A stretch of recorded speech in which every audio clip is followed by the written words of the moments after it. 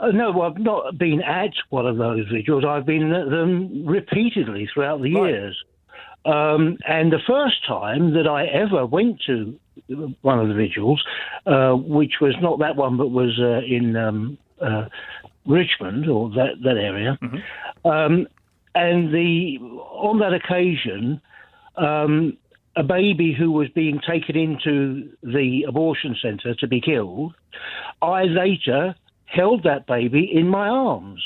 Now, that would never have happened if Stella Creasy, I think, was just telling you that, oh, well, why would they be doing that there? Well, if I did it a week later, the baby wouldn't be there. They'd be dead. But Ed, it's the decision of the woman about whether or not she gets to have an abortion, isn't it? It's not your call.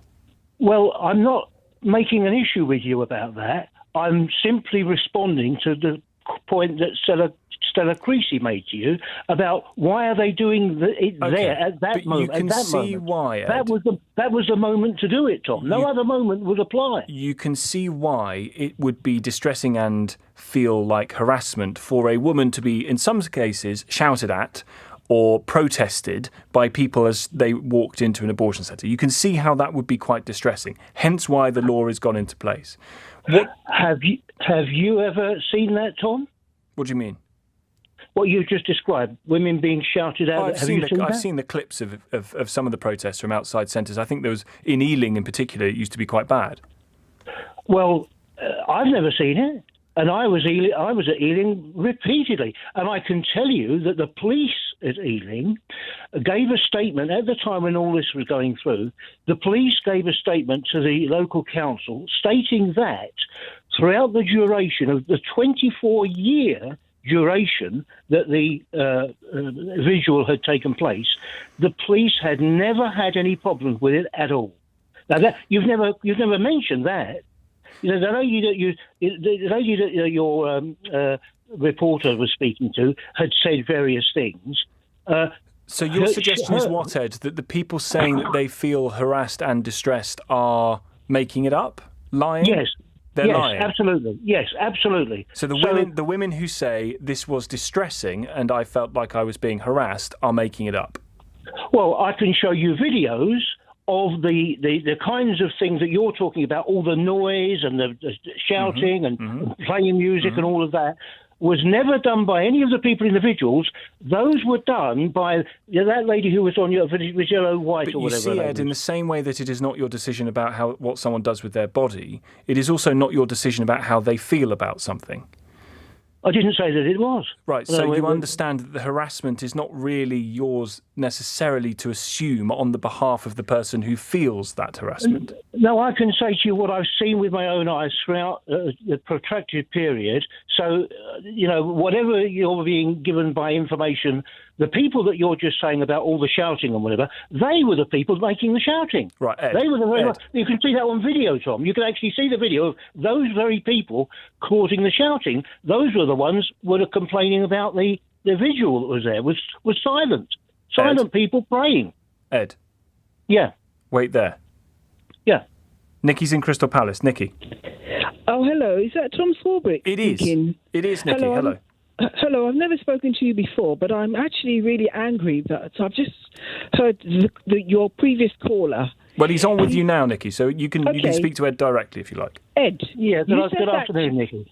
Hello. You said that a woman, you prayed for somebody's a baby. You said it was a baby that she went in there to have a term. You didn't use the word termination, but it wasn't a baby. It would have been a fetus.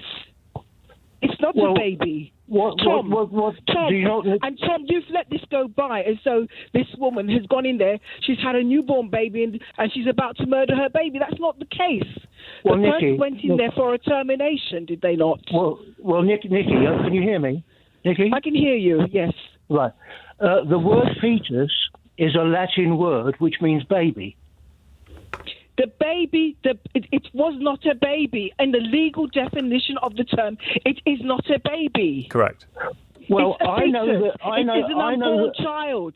An unborn child. An unborn child, as you quite rightly said. Yes, an unborn child. And I held that same unborn child in my arms when he was born. hang on. Whoa. I'm going to cut across it. The child cannot be both unborn and born simultaneously. So, Ed, you held in your arms. I didn't say that, Tom. You're not listening. You did. To me. You said you held the unborn born child. No, I said no, Tom. You're not listening. Shall I say it again for you? You can, but you'll get it right this time.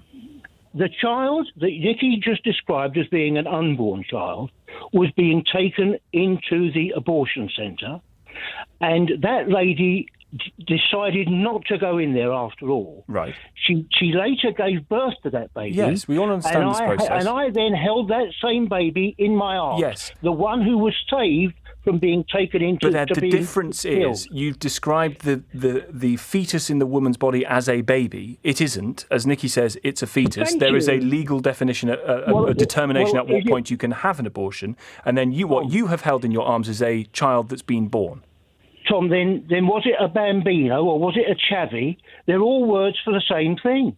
No, again, Can I ask a question? Go on, Nicky. What business is it of yours, Ed? Ed, what business is it of yours that a woman has an abortion? It's nothing to do with you. You do not know the woman's circumstances. You don't know if it's rape. You don't know if it's as a result of incest, or there's some fetal abnormality, or there's something that might endanger the woman. What the hell business is it of yours? Why are you not standing outside cancer clinics for people that have smoked and have got cancer, or people who... Why is it not about men's health? Why are you interfering and making it your business, putting your nose in women's business? Mind your own business. If you want to pray at home. Pray at home. As far as I'm aware... What has it got to do with you? Well, right. I'm trying to answer you, Nicky, but you keep shouting over me. What's the matter with you? No, but what has it got to do with you, what a woman does? I'm trying to answer you, Nicky, but you won't allow me to. You won't allow me to answer you. What is it with you, Ed, and shouting at women? Right, go on. Tom, you talk sense, will you, for goodness sake. Let me answer the question.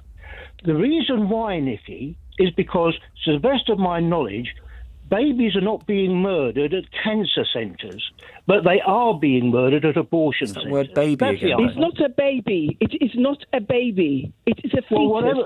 Is it a bambino? It is not a human. It's not as though you're taking in a newborn baby to be murdered. Why don't you like the word, Nicky? Because it's not the accurate description. Yes, it is. It's not. It's not a legal description of what's happening. There is a. Of course it is. Of course it is. The what you're referring to as a fetus, that's a Latin word. We speak English, don't we? Well, the translation of the Latin word fetus is baby. It's very simple. Very, very simple. But you have a problem with it, don't you? Do you think, hang on a sec, do you think the term baby applies to the moment of conception?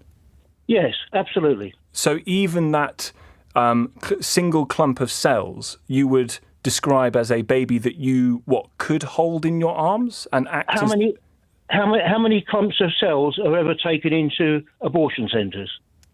What do you mean? Well, when we come into existence from the moment of conception, after 21 days... Yeah, but you wouldn't describe that as a baby, would you? After 21 days, we already have a heartbeat. So we're not just a clump of cells, are we? But, Ed, you wouldn't describe that as a baby, would you? Yes. Why wouldn't I? What else would I describe it as? Because there is no way that life could exist outside of the womb. Well... a baby who's born for 6 weeks still can't live outside of the womb unless they're looked after. They've been born. Yeah. So they are outside the womb. And exactly the same way, they can't exist unless they're being looked after. No, they can exist outside the womb because they've been born. No. Well, they can exist inside the womb if they're left alone. Even better. Yeah, but they couldn't exist outside. You couldn't have a born baby at 21 days old from the moment of conception, could you? Yes, of course. If you leave it alone, it will go on to become 70 years of age. But the key word there is born, i.e. outside of the womb. No, it doesn't matter whether you're inside or outside. You exist from the moment that you exist. You don't, and you would say that there is you would say that there is no biological difference between the two states. From the moment that you are conceived to the moment you are born, there is no biological difference between the two. Absolutely not. Once we exist, we continue to exist until our natural death at the age of maybe 100 or what. I cannot for the life of me understand how you can argue yourself to a point where it is the same form of life from the moment of conception to the moment of death, and that the coming out of the womb bit, the being born bit, is a mere step on the journey.